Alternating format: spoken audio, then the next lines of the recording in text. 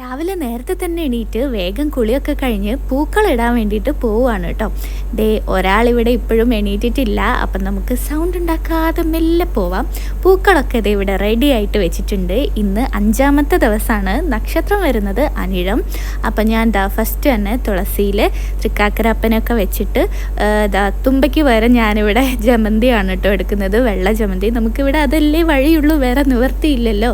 അപ്പം നിങ്ങളിങ്ങനെ തന്നെയാണോ പൂവിടാറ്? തൃക്കാക്കരപ്പനൊക്കെ വെച്ചിട്ട് അത് കഴിഞ്ഞിട്ട് ഞാൻ നല്ലൊരു കുഞ്ഞു റോസാപ്പൂ കിട്ടിയിട്ടുണ്ട്.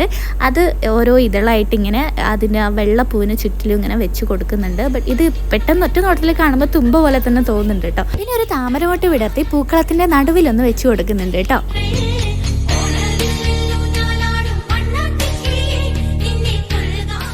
പൂക്കളൊക്കെ ഇട്ട് ഞാൻ നേരെ കിച്ചണിലോട്ട് പോയി. ഇന്ന് ബ്രേക്ക്ഫാസ്റ്റിന് ദോശയായിരുന്നു കേട്ടോ. അങ്ങനെ ദോശയൊക്കെ ഉണ്ടാക്കി ചായ കുടിച്ചു.